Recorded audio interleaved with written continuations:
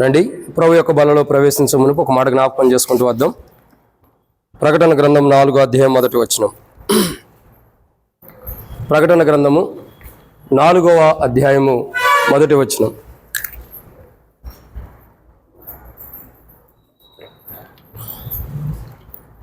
ప్రకటన గ్రంథము 4వ అధ్యాయం 1వ వచనాన్ని ఒక మాట జ్ఞాపకం చేసుకుంటూ వద్దాం. ప్రభు యొక్క బలలో ప్రవేశించే మునుపు మన జీవితాలు మనం పరీక్షించుకొని ప్రభు యొక్క బలలో పాల్గొనక మునుపు ప్రకటన గ్రంథము 4వ అధ్యాయము 1వ వచనాన్ని అందరం కలిసి చదువుదాం బిగ్గరగా. ప్రకటన గ్రంథం 4వ అధ్యాయం 1వ వచనం. ఈ సంగతులు జరిగిన తర్వాత నేను చూడగా, అదిగో పరలోకమందు ఒక తలుపు తెరవబడి ఉండెను. మరియు నేను మొదట వినిన స్వరము బోరధ్వనులు నాతో మాట్లాడి ఉంటేనే ఆ మాట్లాడిన వాడికి ఎక్కడికి రమ్ము, ఇక మీదట జరగవలసిన వాటిని నీకు కనపరిచేదను. కాబట్టి దేవుని యొక్క వాక్యాన్ని చూసినట్టయితే ఇక్కడ ఒక మాటను మనం చూస్తున్నాం. మొదటి స్వరం వంటి స్వరమును బోరధ్వని వలె నాతో మాట్లాడగా నేను ఇంటినేని యోహోను సెలవిస్తూ వస్తున్నాడు. అసలు మొదటి స్వరం ఎప్పుడు వినపడింది? ప్రకటన గ్రంథము 1వ అధ్యాయం 10వ వచనం. మొదటి స్వరం ఎప్పుడు వినపడింది? ప్రభు దినమందు. ప్రభు దినం అంటే ఆదివారం, పునరుద్ధాన రోజాన్ని కూడా చెప్పవచ్చు. తర్వాత ఎప్పుడు వినపడిందంటే ఆత్మావశుడై ఉన్నప్పుడు మొదటి స్వరం విన్నటువంటి అనుభవాన్ని మనం చూస్తూ వస్తున్నాం. కాబట్టి ఇక్కడ దేవుని యొక్క వాక్యాన్ని చూసినట్లయితే ఆత్మావశుడు. ఇక్కడ బైబిల్లో చూసినటువంటి ఒక మాట, ఆత్మావశుడై ఉండగా బోరధ్వని వంటి స్వరం నేను విన్నానని చెప్పి అంటున్నాడు. ఒక ఆత్మావశుడైన వ్యక్తి ఎవరు?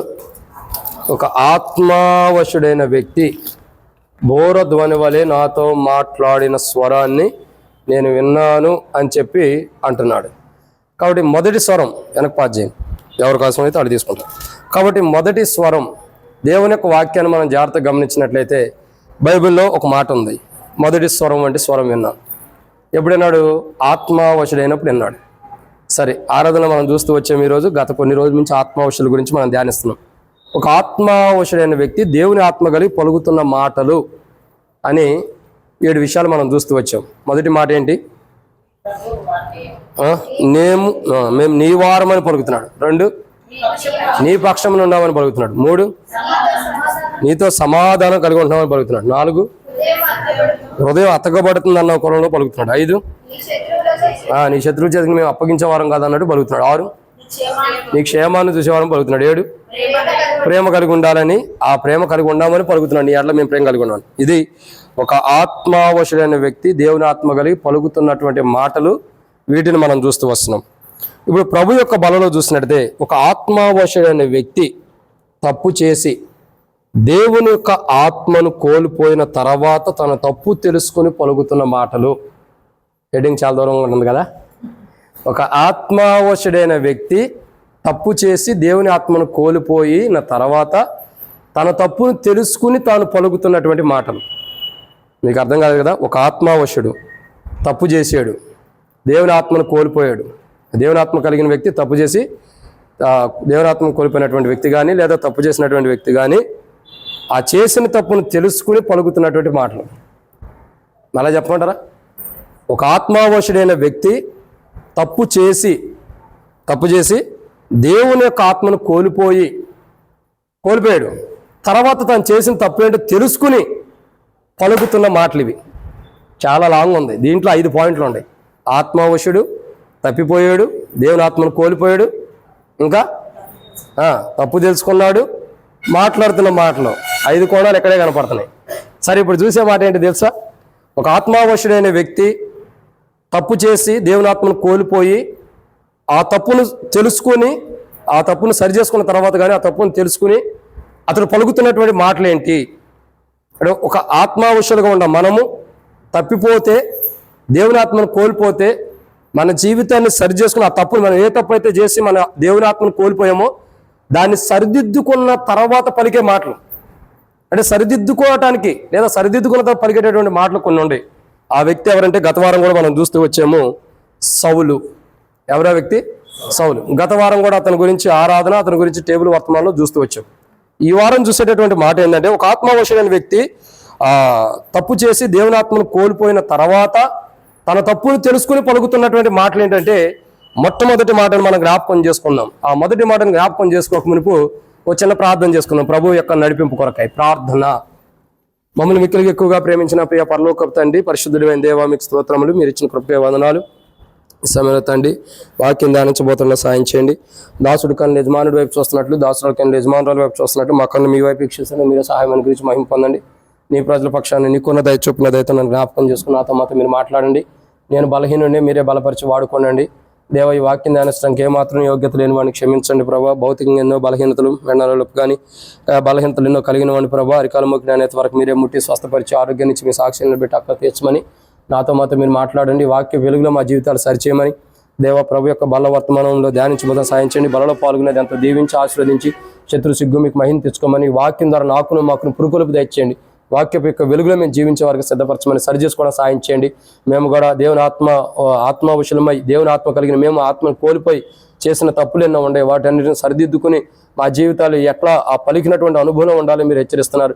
అటు అనుభవంలోకి మేము రావడం కొరకే నాతో మాతో మీరు మాట్లాడమని వాక్యం ధ్యానిస్తుండగా సాయం చేయమని తెరవబడిన ఆకాశం మాకు అనుగ్రహించి ఆకాశం ఇప్పిపడదానంత విస్తారమని పరిశుద్ధాత్మను అభిషేకించి నాతో మాతో మీరు మాట్లాడి శత్రు సిగ్గు మీకు మహిమ తెచ్చుకుని నాతో మాట్లాడి అక్కడ తీర్చమని కింద కూర్చున్న వారికి నేను యోగ్యుని గాను వారికి వాక్యం ధ్యానిస్తానికి ఏమాత్రం అర్హత లేని వారిని క్షమించి రుణం తీర్పులో రాకుండా కాపాడి మాతో మాట్లాడి అక్కడ తీర్చమని వాక్యానుసారంగా మేము సరి చేసుకుని వాళ్ళలో పాల్గొంటాను సాయం చేయమని ప్రభువైన యేసుక్రీస్తు నామం పేరిట విశ్వాసంతో స్తుతించి ప్రార్థించి అడిగి పెట్టుకుంటున్నాము తండ్రి, ఆమేన్. కాబట్టి దేవుని యొక్క వాక్యం చూసినట్లయితే బైబిల్లో మనం కోణాన్ని చూస్తున్నాం. ఏంటి మాట అంటే, ఇప్పటికే సగం వర్తమానం అయిపోవాలనుకున్న సమయం కుదరలో దాటిపోయింది. కాబట్టి దేవుని యొక్క వాక్యాన్ని మనం చూద్దామండి. బైబిల్లో చూసినట్లయితే ఒక ఆత్మావశుడైన వ్యక్తి తప్పు చేసి దేవుని ఆత్మను కోల్పోయిన తర్వాత తన తప్పును తెలుసుకుని పలుకుతున్న మాటలు ఏంటంటే, మొదటి మాటను మనం చూద్దాం రండి. మొదటి సమూయేలు గ్రంథం 24వ అధ్యాయం.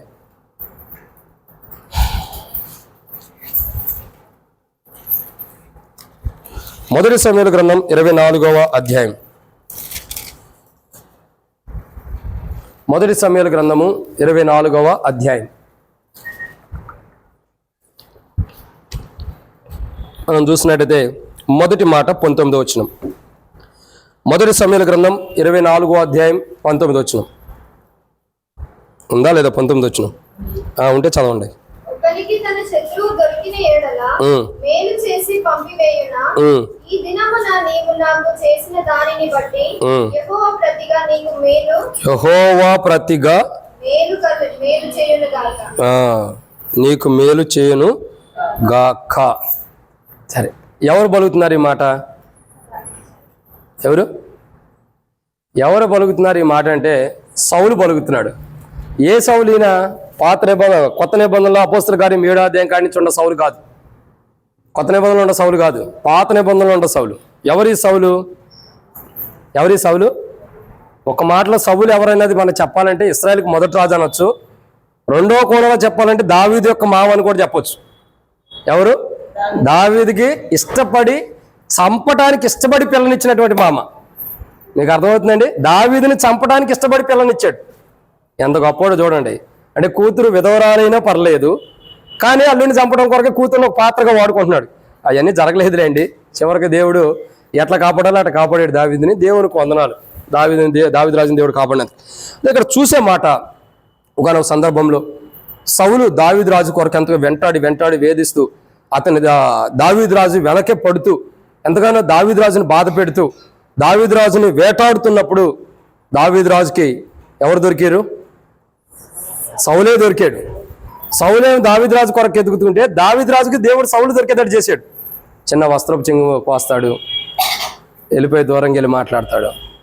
అప్పుడు మాట్లాడిన తర్వాత మొదటి సమూయేలు గ్రంథం 24వ అధ్యాయం మీరు ఇంటికి వెళ్ళి బాగా చదవండి, అర్థమైంది. మాట్లాడిన తర్వాత అప్పుడు తానేం తప్పు చేశాడో ఆ తప్పును తెలుసుకున్నప్పుడు సౌలు పలుకుతున్నటువంటి మాటలు. ఒకప్పుడు దేవుని ఆత్మ కలిగి ఆత్మావశుడైన వాడే సౌలు తప్పు చేశాడు, దేవుని ఆత్మ కోల్పోయాడు.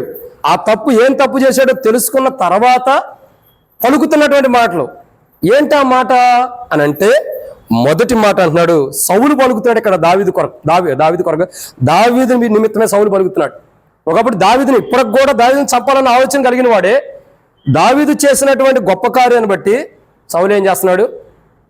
దావీదు గురించి మాట్లాడుతున్నాడు, దావీదు రాజు గురించి. ఏమని అని అంటే, మొదటి మాట ఏమని మాట్లాడుతున్నాడు చూడండి. ఏమంటున్నాడు? శత్రువుకి మేలు చేసిన వాడవని సౌలు పలుకుతున్నాడు. ఏమని పలుకుతున్నాడండి? శత్రువుకే మేలు చేసిన వాడు. ఎంత గొప్ప మాట చూడండి. దావీదు రాజు ఎలాంటి వాడంటే ఒక శత్రువు కూడా మేలు చేయడానికి ఇష్టపడేవాడు. అది యేసు ప్రభువారి యొక్క స్వభావం. ఒక శత్రువు కూడా మేలు చేయటం అన్నది ఏంటి? యేసుక్రీస్తు ప్రభువారి యొక్క స్వభావం.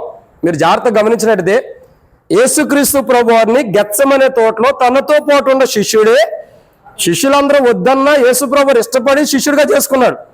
ఆ శిష్యుడే యేసు ప్రభువుని ఏం చేశాడు చెప్పండి? ఎవరికి అప్పగించాడు? ఎవరికి అప్పచెప్పాడు? మీరే చెప్పండి అంటారా? గుడ్ ఫ్రైడే జరిగిపోయింది కొన్ని నెలల క్రితమే. ఎన్ని మాటలు ఇన్ని ఉంటారో గుడ్ ఫ్రైడేకి. ఎందుకు అప్పగించారు? ఎవరికి అప్పగించాడు?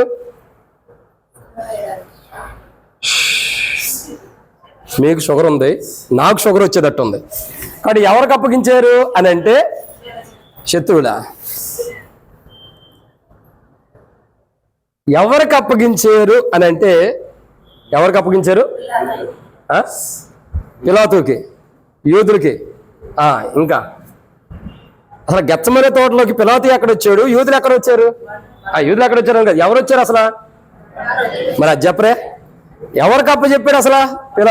ఎవరు? ఇస్కరియోతు యోధ ఎవరికి అప్పచెప్పాడు? బంట్రోతులు తీసుకెళ్ళి ఏం చేశారు? ఇక వాళ్ళ చరిత్రలు ఏం చేయాలో రాజు దగ్గర తీసుకెళ్తున్నారు. అవన్నీ జరుగుతూ వచ్చినాయి. ఇక్కడ సరే పిలాతు దగ్గర తీసుకెళ్లారా, బంట్రోతులకు అప్పచెప్పారు అన్నది సరే. చాలా ఆ బంట్రోతులకు అప్పచెప్పారు అన్నది రావడానికి మనం నర్సాపూర్లో సగం ఊరు తిరగాల్సి వచ్చింది. ఇక మొత్తం చెప్పాలంటే చాలా టైం పడింది. సరే ఓకే. ఇక్కడ మనం గమనించినట్లయితే యేసు ప్రభు వారి దగ్గరికి మన ఎవరు ఇస్కరియోతు యోధ వచ్చి ఇదిగో నేను ఎవరిని ముద్దు పెట్టుకుంటానో ఆయనే యేసుక్రీస్తు అని చెప్పినప్పుడు, ఆయన ముద్దు పెట్టుకున్నప్పుడు యేసు ప్రభు వారు చెబుతున్న మాట ఏంటంటే ఏమని చెబుతున్నాడు? చెలికాడ. అది కూడా గుర్తుండదులేదు. అది అడిగితే ఇంకేం చెబుతారు? చెలికాడ. చెలికాడ అంటే అర్థం ఏంటి?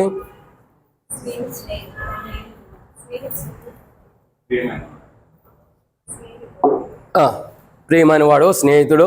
సరే మంచిది. స్నేహితుడా అని లేదా ప్రియమైన వాడని పిలుస్తున్నాడు యేసు ప్రభువారు. ఇక్కడ మనం గమనించాల్సిన కోణం ఏంటి తెలుసా? శత్రువు కూడా మేలు చేసే స్వభావం యేసు ప్రభువారిలో నుండే దావీదుకు వచ్చింది. దావీదు ముందరా యేసు ప్రభు ముందరా? దావీదే ముందా కదా? అపోస్తలుడైన పౌలు ఎబ్రీయులకు రాసినటువంటి పత్రికలో ఒక మాట ఉంది. ఎవరు ముందన్నది అక్కడ తెలిసిద్ది. అపోస్తలుడైన పౌలు ఎబ్రీయులకు రాసినటువంటి పత్రిక ఎన్నో అధ్యాయం అది? అపోస్తలుడైన పౌలు ఎబ్రీయులకు రాసినటువంటి పత్రిక మొదటి అధ్యాయం మొదటి 2 వచనాలు. అపోస్తలుడైన పౌలు హెబ్రీయులకు రాసిన పత్రిక మొదటి అధ్యాయం మొదటి 2 వచనాలు. పెద్దగా చదవండి అక్క. పూర్వకాలమందు నానా సమయముల్లోనూ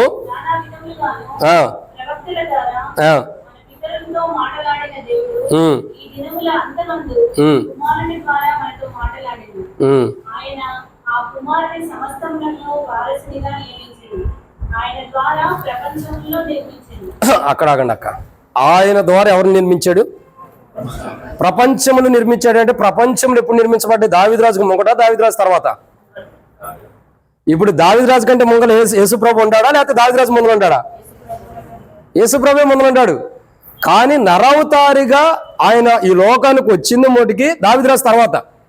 కానీ అసలు ఆయన ఉండటమైతే దావీదురాజు కంటే ముంగటే ఉంటాడు. ఆయన దావీదురాజు తన తల్లి గర్భమున, నా తల్లి నన్ను గర్భంలో పాపంతోనే ధరించింది, పాపంతో నా తల్లి గర్భం నుండి పుట్టేనకు మునిపే, తల్లి గర్భం నుండి ఉద్భవింపబడక మునిపే, తల్లి గర్భంలో ఇంకా భిన్నంగా రూపింపక మునిపే అసలైన ఉన్నాడు.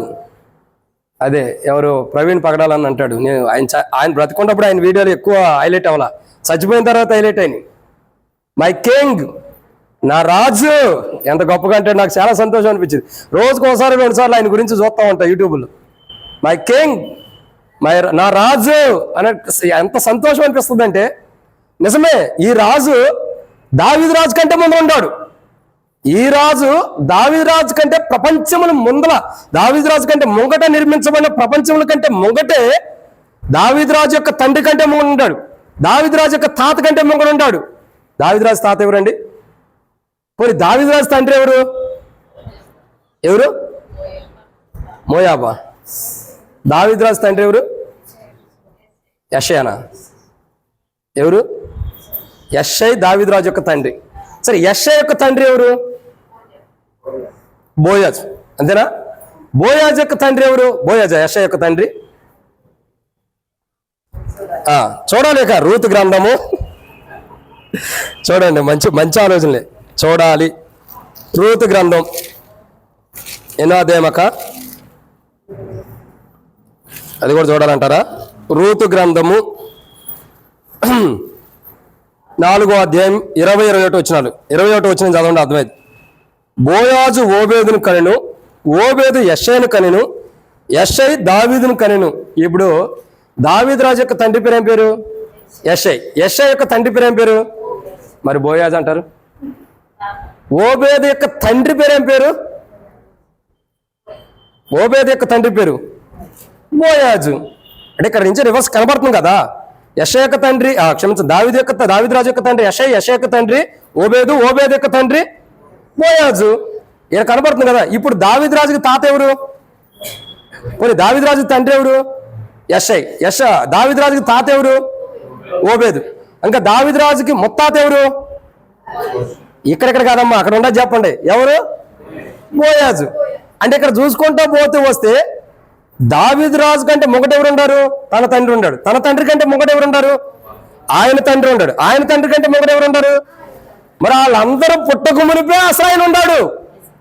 ఎవరైనా? ప్రభువైన యేసుక్రీస్తు ప్రభువారు. ఆయన రాజుగా ఉంటూ అసలైన రాజు ఆయనే. కానీ ఇశ్రాయేలు ప్రజలు ఏం చేశారు? మాకు రాజు కావాలని కోరుకున్నాడు. దేవుడు అసలు జగత్పునాది వేయబడక ముందే అసలైన రాజును మన కొరకు నియమించాడు. ఆయన ఎవరు? యేసు ప్రభువారు. అందుకే కదా దేవుడు చెప్తున్న మాట ఏంది? ఆయన మనకు రాజుగా ఉండి ఐగుప్తు బానిసత్వం నుంచి విడిపించి మనల్ని తీసుకొచ్చి మనల్ని పోషిస్తున్నప్పటికీ ఇశ్రాయేలు ప్రజలు ఏమంటారు? మా కొరకు ఏలటానికి మాకు ఒక రాజును నియమించమని అంటారు. దేవుడు వీళ్ళు అడగక మునిపి అసలైన రాజు నియమించి పెట్టాడు మన కొరకు. ఆయనే ప్రభువైన యేసుక్రీస్తు ప్రభువారు. మరి ఆ రాజు వచ్చేంత వరకు, లేదా ఆ రాజు తమ పైన అధికారం చేసేంత వరకు ఓపికతో ఓర్చుకోలేక మాకు ఒక రాజు కావాలి ఇవ్వండి అన్నారు. ఇప్పుడు ఏమైంది? వారు అడిగినట్టు రాజునిచ్చారు. ఆ రాజు ఎట్ట రాజ్య పరిపాలన చేస్తాడో కూడా దేవుడు చెప్పాడు సమయాల ద్వారా. ఎంత ఘనంగా పరిపాలన చేస్తాడని చెప్పాడు. సరే, ఆ రాజు సంగతి తప్పు చేసాడు, ఆ రాజు సరిదిద్దుకున్నాడు, ఓకే. ఇప్పుడు మనం చూసే మాట ఏంటంటే, ఒక ఆత్మవశుడైన వ్యక్తి తప్పు చేసి దేవుని ఆత్మను కోల్పోయిన తర్వాత తన తప్పును తెలుసుకుని పలుకుతున్న మాట ఏంటంటే, మొదటిగా ఏమని పలుకుతున్నాడండి? ఏమని పలుకుతున్నాడు? శత్రువుకు మేలు చేసేవాడు అని పలుకుతున్నాడు. ఇప్పుడు దావీదు రాజు ఏం చేస్తున్నాడు? శత్రువుకు కూడా మేలు చేసేటటువంటి స్వభావం కలిగిన వాడు. వాస్తవానికి దావీదు రాజుకి మరి సౌలే ఏం చేస్తున్నాడు? ఎలా ఉన్నాడు? దావీదు రాజు ఎప్పుడు కూడా సౌలుని శత్రువుగా భావించలా. ఎప్పుడు కూడా దావీదు రాజు సౌలుని శత్రువుగా భావించలా. మరి శత్రువుగా ఎవరు భావించారు? సౌలే శత్రువుగా భావించాడు. ఎందుకు భావించాడు అదంటే మళ్ళీ గొలియాత్ దగ్గరికి వెళ్ళాలి. మొదటి సమయం కదా 17వ అధ్యాయం దగ్గరికి వెళ్ళాలి. ఎందుకంటే అక్కడ గొలియాత్తో దావీదు రాజు చేసిన యుద్ధం ఇవన్నీ చూసిన తర్వాత సౌలు 1000 కొలది, దావీదు 10,000 కొలది అనగానే లోపల ఒక అసూయ వచ్చింది. తద్వారా ఏమైందంటే అక్కడి నుంచి ఈ శత్రువు అన్న విధానం ఆరంభించబడింది. ఇది మనం చూస్తూ వస్తున్నాం. సరే, ఇక్కడ ఇంత గొప్ప అనుభవంలో దావీదు రాజు మేలు చేసేవాడు ఉన్నప్పటికీ సౌలు ఏం చేస్తున్నాడంటే దావీదు రాజును ఒక శత్రువుగా భావిస్తున్నాడు.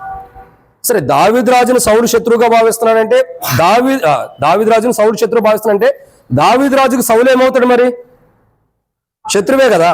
ఈయన శత్రువుగా భావిస్తున్నాడంటే ఆయన కూడా శత్రువు అని అనుకోవచ్చుగా. కానీ ఇక్కడ దావీదు రాజు ఏం చేస్తున్నాడు? శత్రువు కూడా మేలు చేసే స్వభావం కలిగినాడు. ఆ మాట ఎవరు అంటున్నా? శత్రువుగా ఎవరైతే భావించాడో ఆ వ్యక్తి అంటున్నాడు. ఎవరు శత్రువుగా భావించారు? సౌలు దావీదు రాజుని శత్రువుగా భావించాడు. సౌలు దావీదు రాజుని శత్రువుగా భావించిన సౌలే దావీదు రాజు గురించి అంటున్నాడు, నువ్వు శత్రువును కూడా మేలు చేసేవాడివి. ఎంత గొప్ప మాట, గొప్ప సాక్ష్యాన్ని కలిగి ఉంటున్నాడు ఇక్కడ దావీదు రాజు. ఏమంటున్నాడండి? సౌలు పలుకుతున్నాడు, శత్రువును కూడా మేలు చేసే స్వభావం కలిగిన వాడు నువ్వు ఖచ్చితంగా శత్రువు కూడా మేలు చేసే స్వభావం కలిగిన వాడి. నేను నీకు శత్రువు లేనప్పటికీ, నాకు మరణం సంభవిస్తున్నప్పటికీ, నాకు చావు వస్తున్నప్పటికీ, 26వ అధ్యాయం అనుకుంటా అక్కడ బుడ్డి ఇంకోటి ఏదో ఉంటుంది, అదంతా తీసుకెళ్తాడు దావీదు రాజు వచ్చి కూడా. అక్కడ ఈట. అక్కడ ఉన్నటువంటి వ్యక్తితో సౌలు యొక్క దాసుడితో మాట్లాడతాడు. ఎవరా దాసుడు? సౌలు యొక్క దాసుడు ఎవరు? అబ్నేరు. అబ్నేరుతో మాట్లాడతాడు. అబ్నేరు అసలు ఇంకో మాట అంటాడు, చాలా దారుణంగా ఉంది. రాత్రి మేము చదువుతుంటే నేను ఎలీషాలో కూర్చున్నాం. అన్న ఈ వాక్యంలో కొద్దిగా అది ఎక్కడ ఉందో కొద్దిగా చూడాలంటే ఎలీషాలో చదువుతూ వస్తున్నాడు. చదువుతుంటే రాత్రి 10 గంటలకి అసలు ఏంటి వాక్యం ఎట్లా ధ్యానించాలని ఆలోచన చేస్తుంటే దాంట్లో ఒక మాట ఉంది.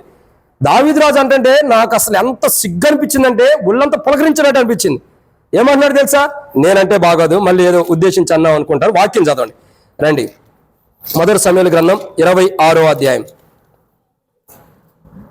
1 సమూయేలు గ్రంథం 26వ అధ్యాయం. ఎన్నో వచ్చినవనా? 1 సమూయేలు గ్రంథం 26వ అధ్యాయంలో ఒక మాట రాయబడింది. అబ్నేరు గురించి మాట్లాడతాడు. చూడండి 14వ వచనం నుండి. 1 సమూయేలు గ్రంథం 26వ అధ్యాయం 14వ వచనం నుండి.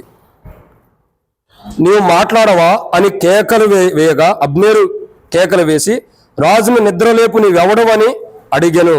అందుకు దావీదు, నీవు మగాడివా? ఇశ్రాయేల్లో నీ వంటి వాడెవడు? నీకు యజమానుడగు రాజునకు నీవెందుకు కాపు కాయకపోతేవి? నీకు యజమానుడగు రాజును సంహరించుటకు జనులో ఒకడు చేరువుకు వచ్చాను. ఏమంటున్నాడు? నువ్వు మగాడివా? ఎంత దారుణమైన మాట అంటున్నాడు దావీదు రాజు. ఎవరిని అంటున్నాడు? అబ్నేర్ని. సౌలుని కాదమ్మా, అబ్నేర్ని అంటున్నాడు. అంటే అబ్నేరు చేయాల్సిన పనులు చేయాలి. అబ్నేరు గురించి వచ్చే వారం చూస్తాం. కానీ ఇక్కడ మనం గమనించాల్సినటువంటి కోణం ఏంటంటే అబ్నేరు గురించి ఎంత దారుణంగా మాట్లాడినప్పటికీ అబ్నేరు రాజును కాపాడలేకపోయాడు. అంటే అక్కడ 26వ అధ్యాయంలో రాజు దావీదు చేతికి చిక్కాడు. 24వ అధ్యాయంలో కూడా దావీదు రాజు చేతికి సౌలు చిక్కాడు. అంటే ఈ మాట ఎందుకు చదివించానంటే సౌలు చుట్టూ ఎంతమంది కాపలాదారులు ఉండా దేవుడు సౌలుని దావీదు రాజుకి అప్పచెప్పాడు. కానీ దావీదు రాజు ఏం చేస్తున్నాడు? యెహోవా చేత అభిషేకించిన వాడిని నేను ఏం చేయకూడదు, ప్రాణం తీయకూడదని దైవ భయం కలిగిన వాడై ఏం చేయకోకుండా మౌనంగా ఆ యొక్క దుప్పటో ఏదో వస్త్రం ఉంది కదా, దాన్ని ఏదో కొద్దిగా చించుకుని తీసుకెళ్ళిపోయాడు. ఒక గుర్తుగా నేను నీ దగ్గరకు వచ్చాను, వెళ్ళాను అన్న దానికి సూచనగా అది కట్ చేశాడు అంతే. దానికే దావీదు రాజు చాలా బాధపడిపోయాడు. అయితే ఇక్కడ గమనించాల్సింది ఏంటి? సౌలు యొక్క ఉద్దేశం ఏంటంటే నేను ఎలాంటి వాడిని అయినప్పటికీ దావీదు రాజు మాట్లాడిన తర్వాత తప్పు తెలుసుకున్న తర్వాత సౌలు మాట్లాడుతున్నాడు. నేను ఎలాంటి వాడిని అయినప్పటికీ, దావీదు రాజుకు నన్ను దేవుడు అప్పగించినప్పటికీ, నేను దావీదును శత్రువుగా భావించినప్పటికీ, దావీదు అయితే నన్ను శత్రువుగా భావించుకోకుండా నన్ను దేవుడు దావీదుకు అప్పచెప్పినప్పటికీ దావీదు రాజు నా ప్రాణాన్ని ముడి తీసుకోకుండా నన్ను విడిచిపెట్టాడంటే అప్పుడు అంటాడు, నువ్వు శత్రువులకు కూడా మేలు చేసేవాడు. ఏమంటాడు? లోపల రండమ్మా, ఆ కుర్చీలు కొద్దిగా ముంగటకేసుకోండి, వెనక్కి వచ్చే వాళ్ళకి ఇబ్బంది లేకుండా. మీరు కొద్దిగా ముంగట జరగండి అమ్మా సిస్టర్స్, ముంగట జరగండి సిస్టర్స్. మీరు కుర్చీల దగ్గర కూర్చుంటే కుర్చీలను కిట్టి వచ్చేసి అతని దారి లేకుండా. అందరూ నిలబడి ఒక పాట పాడదాం, గ్రంథ వాగ్దానంబులన్నీ నావి. అప్పుడు కుర్చీలు ఇటు సైడ్ వేసుకోండి అక్క, మీరు అవి ఇబ్బంది లేకుండా నిలబడి పాట పాడదాం. ముంగట జరగండి. గ్రంథ వాగ్దానంబులన్నీ నావి ముందర జరగండి.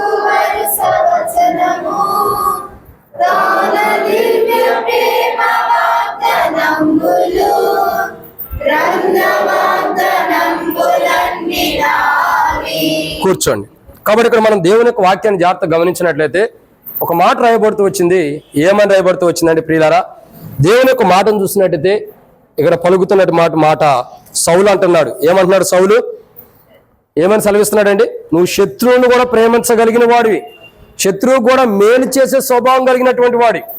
నేను నీకు శత్రువులుగా ఉన్నప్పటికీ, నువ్వు నాకు శత్రువుగా నేను భావించినప్పటికీ, నేను నీకు శత్రువుగా ఉన్నప్పటికీ నువ్వు నాకు మేలు చేస్తున్నావు. నా మరణాన్ని కోరుకున్నవాడు కాదు, నా కీడుని కోరుకున్నవాడు కాదు, నా నష్టాన్ని కోరుకున్నవాడు కాదు, నేను చనిపోతే బాగుండిద్దని కోరుకున్నవాడు కాదు. దావీదా, నాయనా దావీదా, ఇది నీ స్వరమేనా? నువ్వు పలుకుతున్న మాట గొప్పవి. నేను కోరుకున్నట్టు నువ్వు కోరుకోవట్లేదు, నువ్వు శత్రువు కూడా మేలు చేసే స్వభావం కలిగిన వాడు అని చెప్పని. ఆత్మావశుడైన వ్యక్తి తాను తప్పు చేసి దేవునాత్మ కోల్పోయిన తర్వాత చేసిన తప్పును తెలుసుకుని పలుకుతున్న మాట ఏంటి తెలుసా? మొదటిది, నువ్వు శత్రువు కూడా మేలు చేసేవాడివి. నేను నిన్ను శత్రువుగా భావించా, నేను నిన్ను శత్రువుగా దూషిస్తున్నా, శత్రువుగా భావించినప్పటికీ నేను నిన్ను శత్రువు చేసుకున్నప్పుడు నువ్వైతే నన్ను శత్రువు చేసుకోకుండా శత్రువు లాంటి వాడినైనా నన్ను కూడా నాకు కూడా మేలు చేసే స్వభావం కలిగిన వాడి దావీదు. నిజంగా తప్పు తెలుసుకున్న తర్వాత ఎలా పలుకుతున్నాడో చూడండి. తప్పు తెలుసుకోకముందు ఎలా ఉన్నాడు? దావీదు రాజుని చంపాలి చంపాలి చంపాలి అని వేటాడుతున్నాడు. ఆ తప్పు తెలుసుకున్న తర్వాత ఏ తప్పు చేశాడో ఆ తప్పు తెలుసుకుంటున్నప్పుడు దావీదు రాజు చెప్పినప్పుడు ఆ పలుకుతున్న మాట ఏంటి తెలుసా? నువ్వు శత్రువు కూడా మేలు చేసేవాడు. ఆ వ్యక్తి ఆ మాట పలుకుతున్నాడంటే దావీదు రాజు ఏ స్థితిలో ఉన్నాడు మీరు చెప్పండి.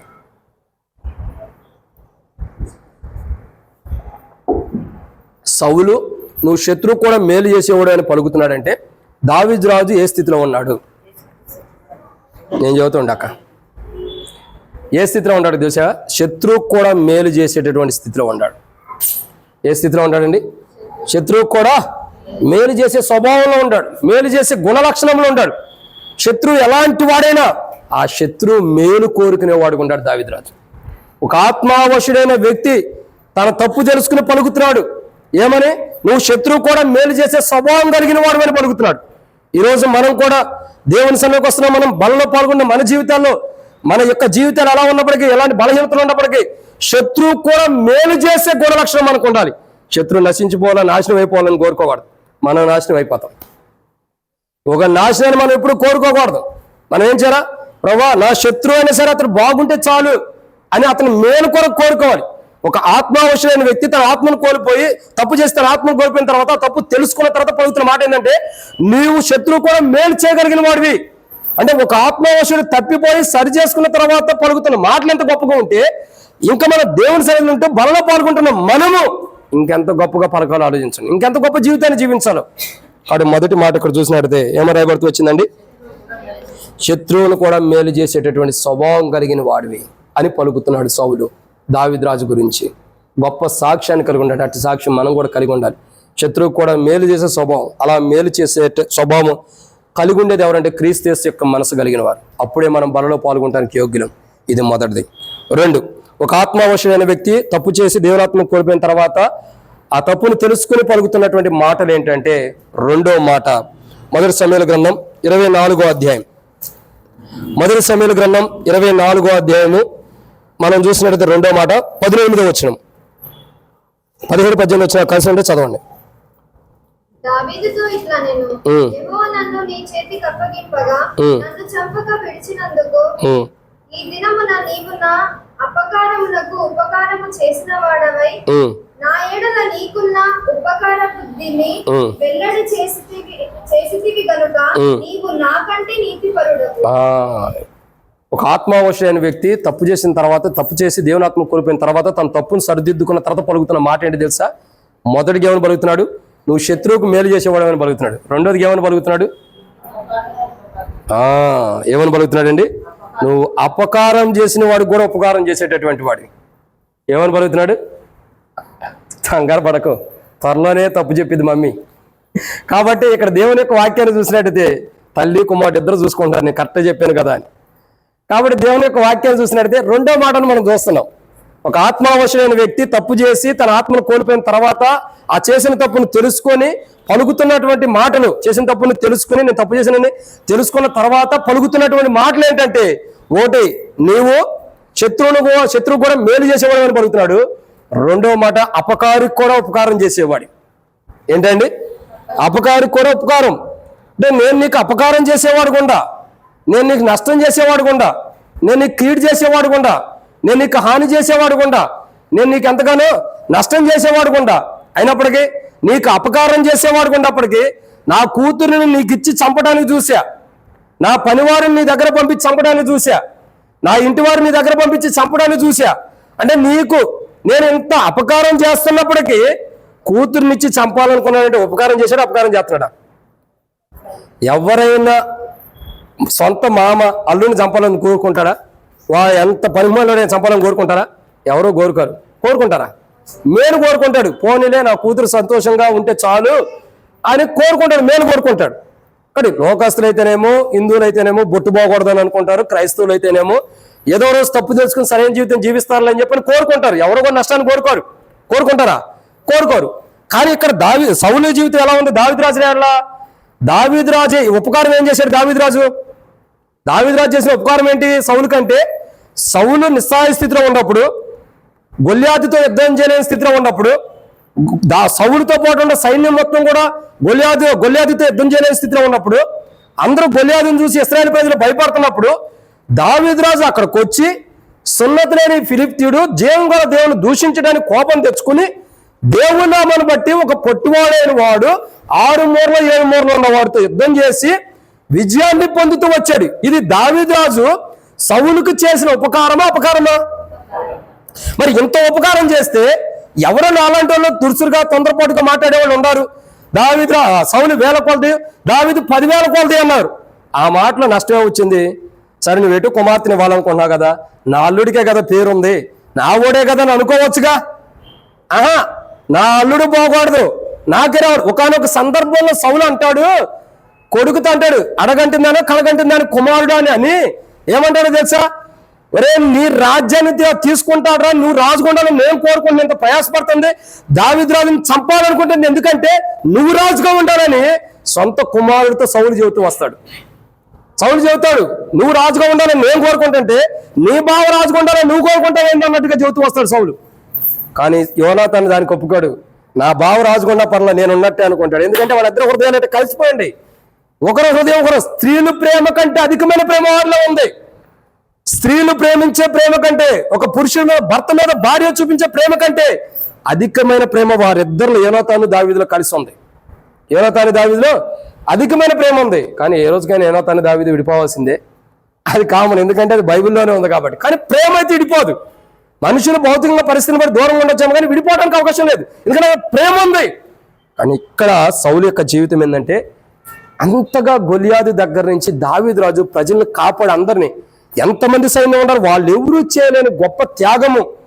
ఒక్క పొట్టివాడైనటువంటి దావీదు రాజు వెళ్ళి ఒక్క రాయితో ఇశ్రాయేల్ ప్రజలకి గొప్ప విజయాన్ని దేవుని ద్వారా అనుమతించాడంటే ఎంత ఉపకారం సౌలుకి చేశాడు. ఆ రోజు ఒకవేళ గొలియాదు వస్తే సౌలు బతుకుండేవాడా? ఎత్తి నేలకేసి కొట్టుంటే ఏమయ్యేవాడు? 2 మొక్కలు అయ్యేవాడు, చచ్చిపోయేవాడు. తెలియదు కదా, అవునా కదా? ఎంత గొప్పవాడు. మరి అంత గొప్పవాడైనటువంటి గొలియాదు రాకుండా గొలియాదుకి ఎదురుగా వెళ్ళాడు. గొలియాదు అంటాడు, నేను కుక్కను అనుకున్నావు, నా మీద కొత్తనావు, నేను ఎవరిని అనుకున్నా నా మీద కొత్తనావు అని దావిస్తా అంటాడు. నువ్వు కుక్క నక్కో రా యుద్ధం చేసుకున్నావని వెళ్ళాడు. ఒక రాయి ఇసిరాడు, కుక్క అనుకున్నాడు, నక్క అనుకున్నాడు, కింద పడ్డాడు, చంపాడు, పంపించాడు, ఇంటికి పంపించాడు. ఇక ఫిలిష్తీయులు అందరూ ఏం చేశారు? అప్పుడు గొలియాదుని చంపగానే, ఓ నేను ఈ పొట్టేడే గొలియాదుని చంపాడంటే ఇక మనల్ని అందరం కూడా చంపేస్తాడని ఎటోడేటు పరిగెత్తుకుంటూ పోతున్నాడు. అంటే ఇంత గొప్ప ఉపకారం ఎలా చేయబడుతూ వచ్చిందంటే దావీదు రాజు దేవుని బట్టి సౌలుకు చేసాడు ఉపకారం. ఈ ఉపకారాన్ని మనసులో పెట్టుకోవద్దు. ఏం చేశాడు? ఒక్క మాటే సౌలు జీవితం నష్టపోవడానికి కారణం. ఒకే ఒక్క మాట. ఏంటి? సౌలు 1000 కొలది, దావీదు 10,000 కొలది అన్నారు. ఆ ప్రజలన్న కొద్ది మౌనంగా ఉంటే బాగుండేదేమో. ఈ ఒక్క మాటకే మనసులో అసూయ వచ్చేసింది, ద్వేషం వచ్చేసింది. నేను ఇశ్రాయేల్కి మొదటి రాజునైతే నాకంటే గొప్పవాడు అంటున్నారు ఏంటి? ఆయన మొదలేశాడు, చంపడానికి సిద్ధమయ్యాడు. ఇక చంపాలనుకున్నాడు, కానీ ఆయన కొరకు పరవాసిని పాట పాడారు, కానీ దావీదు రాజు కొరకు పరవాసిని పాట పాడలేకపోయారు. అంటే నేను చెబుతున్నాను, మరణం వచ్చేసింది. దావీదు రాజు చివరికి అంటాడు, లోకులందరూ పోవాల్సిన మార్గం నేను పోతున్నానని మొదటి రాజుల గ్రంథం 2వ అధ్యాయంలో దావీదు రాజు అంటాడు, లోకులందరూ పోవాల్సిన మార్గం నేను వెళ్తున్నా. సౌలు వెళ్ళాడా? మధ్యలోనే కత్తి చేత ఎట్టగొడ చచ్చిపోయిన అనుభవాన్ని చూస్తూ వచ్చాం. ఎందుకు చెబుతున్నామంటే, ఇలాంటి సౌలే దేవుని ఆత్మను కోల్పోయి, తప్పు చేసి దేవుని ఆత్మను కోల్పోయినటువంటి సౌలు తన తప్పును తెలుసుకున్నాడు. దావీదు రాజు ఎట్లా తన తప్పు ఏంటో తెలుసుకునే ఎట్లా పలుకుతున్నాడు. ఏమని? నువ్వు శత్రువు కూడా మేలు చేసేవాడివి. 2 ఏమని పలుకుతున్నాడు? నువ్వు అపకారం చేసిన వాడికి కూడా ఉపకారం చేసేటటువంటి వాడు. నీ జీవితం ఎలాంటిదంటే, ఒకడు నీకు అపకారం చేసినా వాడికి ఉపకారం చేయాలన్న మనస్తత్వం కలిగిన వాడివి. అది యేసు ప్రభువారి యొక్క స్వరూపం. అంటే శత్రువు కూడా మేలు చేసేది యేసు ప్రభువారి యొక్క, మనం అంటాం కదా, క్రీస్తు యేసు యొక్క స్వరూపంలోకి మనం రావాలని. యేసు ప్రభువారి యొక్క స్వరూపం అంటే ఇదే. ఏంటి? శత్రువు కూడా మేలు చేయటమే యేసు ప్రభువారి యొక్క స్వరూపం. అపకారం చేసిన వాడికి కూడా ఉపకారం చేయటమే యేసు ప్రభువారి యొక్క రూపంలోకి మనం వచ్చినట్టు. నువ్వు యేసు ప్రభువారిని చూడాలంటే కనులారా నువ్వేం చేయాల్సిన, ఆయన రూపాన్ని నువ్వు చూడాలంటే జస్ట్ నువ్వు శత్రువు కూడా మేలు చేస్తే చాలు. నీలోనే ఉంటుంది ఆయన రూపం ఏంటన్నది. నువ్వు అపకారం చేసిన వాడు కూడా ఉపకారం చేయి, ఆయన స్వరూపం, ఆయన ముఖ దర్శనం నీలో నుండి కనబడింది. నీలోనే ప్రభు ఉంటాడు. నువ్వు చేసే క్రియల్లోనే ప్రభు నీలో ఉన్నాను అంటున్నాడు.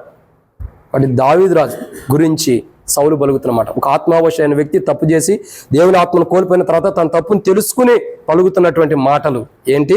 1, నువ్వు శత్రువు కూడా మేలు చేసేవాడు. 2, అపకారికి కూడా ఉపకారం చేసేవాడు. అంటే మనం కూడా దావీదు రాజు లాంటి జీవితం కలిగి ఉండాలి. దావీదు రాజు ఎలాగైతే అపకారం చేసేవాడు కూడా అపకారం చేసిన వాడు కూడా ఉపకారం చేయడానికి ఇష్టపడుతున్నాడు, అలాంటి జీవితం మనం కలిగి ఉండాలి. మనం అపకారం చేయని వాడికి కూడా అపకారం చేస్తే నష్టపోతాం. మన జీవితం ఎలా ఉండాలా? అపకారం చేసేవాడికి కూడా ఉపకారం చేసే గుణలక్షణం నీలో నాలో ఉండదు. మనం మనుషులం కాబట్టి, రక్తమాంసం కలిగిన వారం కాబట్టి, కానీ ఆ యొక్క అనుభవాన్ని కలిగి ఉండడానికి ప్రయాసపడాలి. ఇదన్నమాట. 2, 3వ విషయాన్ని చూద్దారండి. 1 సమూయేలు గ్రంథం 24వ అధ్యాయం 18వ వచనం. 1 సమూయేలు గ్రంథం 24వ అధ్యాయం 18వ వచనం. దావీదు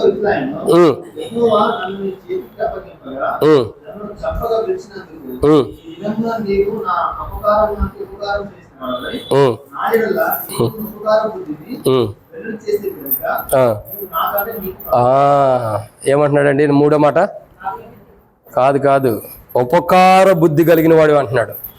ఏమంటున్నాడు? ఉపకార బుద్ధి. అంటే సౌలు ఏమంటున్నాడు చూడండి దావీదు రాజు గురించి, నేను అపకారం చేసినా నాకు ఉపకారం చేసావు. మళ్ళీ ఏమని పలుకుతున్నాడు? నీవు ఉపకార బుద్ధి కలిగిన వాడు. బుద్ధులు అనేక రకమైన బుద్ధులు ఉంటాయి. ఒక బుద్ధి ఏంటంటే ఉపకారం చేసే బుద్ధి. ఈ బుద్ధి కలిగిన వ్యక్తికి అపకారం చేయటం రాదు, అపకారం చేసే మనస్తత్వమే రాదు లోపలికి. ఇప్పుడు దావీదు రాజు ఎలాంటి వాడు? సౌలే చెబుతాడు, ఒక శత్రువే, దావీదుని చంపాలనుకున్న శత్రువే దావీదు గురించి చెబుతున్నాడు. నువ్వు శత్రు కూడా మేలు చేసేవాడివి, నువ్వు అపకారానికి ఉపకారం చేసేవాడివి. ఇంకేమేమి చెబుతున్నాడు? నువ్వు ఉపకారపు బుద్ధి కలిగినటువంటి వాడు. అంటే నీ బుద్ధి ఎలాంటిదంటే ఎవరు ఎంత కీడు చేసినా వాళ్ళకు ఉపకారం చేయాలన్న బుద్ధి కలిగినటువంటి వాడు. నిజంగా ఎంత వెంటాడుతున్నాడు సౌలు దావీదు రాజుని చంపడానికి, ఎంత వెంటాడుతున్నాడు. ఇదిగో ఈ గుహలో ఉండాడంటే ఆడికి వెళ్తున్నాడు, ఇదిగో పలానా గ్రామంలో ఉండాడంటే ఆడికి పరిగెత్తున్నాడు, పలానా పట్టణంలో ఉండాడంటే ఆడికి వెళ్ళిపోతున్నాడు, పలానా అరణ్యంలో ఉండాడంటే ఆడ పరిగెత్తున్నాడు. ఎంతగానో అంటే ఇక్కడ సౌలు బుద్ధి సరైన విధానం లేదు. సౌలు బుద్ధి దావీదు రాజు ఉపకారం చేసినా అపకారం చేసేటటువంటి బుద్ధి కలిగిన వాడు సౌలు. కానీ దావీదు రాజు అయితే ఉపకారం చేసేటటువంటి బుద్ధి కలిగినటువంటి వాడు. ఎలాంటి బుద్ధి కలిగినటువంటి వ్యక్తి అండి? ఉపకారం చేసే బుద్ధి కలిగిన వాడు. నిజంగా ఎంత గొప్ప అనుభవంలో దావీదు రాజు ఉంటున్నాడో చూడండి. ఎవరి మాటలు పలుకుతున్నారు? అసలు దావీదుని చంపాలనుకున్న వాడే దావీదు గురించి మాట్లాడుతున్నాడు. దావీదు చావు కోరుకున్న వ్యక్తి, దావీదు మరణాన్ని కోరుకున్నటువంటి వ్యక్తి దావీదు గురించి మాట్లాడుతున్నాడు. దావీదు నేను నిన్ను చంపాలని అనుకున్న వ్యక్తే దావీదు రాజు గురించి మాట్లాడుతున్నాడు. నువ్వు శత్రువు కూడా మేలు చేసేవాడి, అపకారం చేసిన వాడికి ఉపకారం చేసే మనస్తత్వం కలిగిన వాడి. ఇంకేమంటున్నాడు? నువ్వు ఉపకారపు బుద్ధిగా, నీ బుద్ధే ఉపకారపు బుద్ధి. నీ బుద్ధి ఎలాంటిది? ఉపకారం చేసేటటువంటి బుద్ధి. నీకున్న బుద్ధి బహు శ్రేష్టకరమైనది. ఎందుకంటే అది ఇతరులకు ఉపకారం చేసేదే కానీ అపకారం చేసే బుద్ధి కాదు నీ బుద్ధి. దావీదు రాజు యొక్క బుద్ధి ఎలాంటిదంటే ఉపకారం చేసేది. అది సంఘానికైనా, మందిరానికైనా, దేవునికైనా, దేవుని నామానికైనా, అనేకులు ప్రజలకైనా ఉపకారం చేసేటటువంటి బుద్ధి కలిగిన వాడు దావీదు రాజు. ఎలాంటి బుద్ధి కలిగిన వాడు? ఉపకారం చేసేటటువంటి బుద్ధి కలిగిన వాడు. అదే మాట సౌలు పలుకుతున్నాడు. కాబట్టి ఈరోజు మనం గమనించాల్సింది ఏంటంటే మనం ఎలాంటి బుద్ధి కలిగినటువంటి జీవితాలు కలిగి ఉన్నాం. బైబిల్లో ఉంది, అంత్యకాలంలో బుద్ధి కలుగుటకై ఇవి రాయబడి అని ముద్ర వేయాలి అని చెప్పి దేవుని యొక్క వాక్యం రాయబడుతున్న మాటలు మనం చూస్తూ వస్తున్నాం. అంత్యదినంలో బుద్ధి కలుగుటకై. కానీ దావీదు రాజు ఎలాంటి వాడు? బుద్ధి ఎలాంటి బుద్ధి? ఉపకారం చేసే బుద్ధి. దావీదు రాజు యొక్క బుద్ధి చూడగా అనేకులకు ఉపకారం చేసేటటువంటి బుద్ధి కలిగిన వాడు. ఏ ఒక్కరికి కూడా కీడు చేయాలన్న స్వభావం లేదు. ఒకే ఒక్క విషయంలో తప్పు చేశాడు, అది శత్రు ద్వారా ప్రేరేపించబడి తప్పు చేశాడు. బెత్షెబాతో పాపం చేసి ఉరియాని చంపించాడు. ఆ ఒక్క తప్పే దావీదు రాజు ఎట్లాగో శత్రువు యొక్క వలలో ఉండి చేసిన తప్పది. దానికి దేవుడు శిక్షిస్తున్నాడు, సరి చేసుకున్నాడు దావీదు రాజు. సరి చేసుకున్న తర్వాత జీవితం మార్చబడుతుంది. ఆ ఒక్క మచ్చ తప్పగా దావీదు రాజు ఎక్కడా కూడా ఎదుటి వ్యక్తి ఎలా అపకారం చేసే బుద్ధి కలిగిన వాడుగా లేడు. ఉపకారం చేసే బుద్ధి కలిగిన వాడే దావీదు రాజు.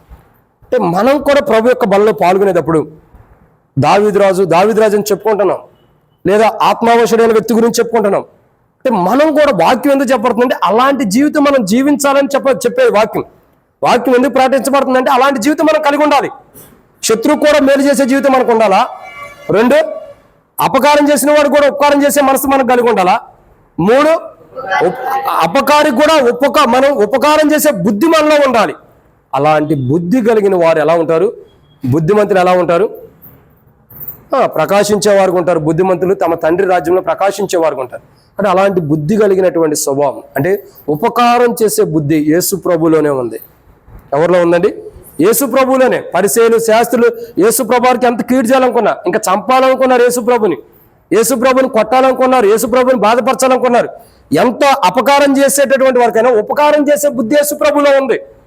అందుకే యేసు ప్రభు యొక్క స్వభావాన్ని దావీదు రాజులో ఉంది.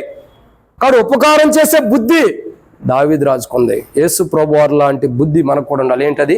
ఉపకారం చేసేటటువంటి బుద్ధి. మనకు ఎవరు ఎన్ని అపకారాలు చేసినా వాళ్ళకు ఉపకారం చేసే మనసు మనకు ఉండాలి. ఆ బుద్ధి కలిగినప్పుడు దేవుని రాజ్యంలో ప్రకాశించే వారికి ప్రభు మనం సిద్ధపరుస్తాడు. ఇది ఎన్నో మాట? 3. ఇక 4వ విషయాన్ని చూద్దామండి. దేవుని యొక్క వాక్యాన్ని చూసినట్టయితే 4వ మాట, 1 సమూయేలు గ్రంథం 24వ అధ్యాయం 18వ వచనం. ఒక ఆత్మవశుడైన వ్యక్తి తప్పు చేసి దేవుని ఆత్మను కోల్పోయిన తర్వాత ఆ తప్పును తెలుసుకుని సరిదిద్దుకుని పలుకుతున్న మాటలు. మొదటిగా, శత్రువు కూడా మేలు చేసేవాడు అని పలుకుతున్నాడు. 2, అపకారికి ఉపకారం అని పలుకుతున్నాడు. 3, ఉపకార బుద్ధి కలిగిన వాడు అని పలుకుతున్నాడు. 4వదిగా చూసినట్టయితే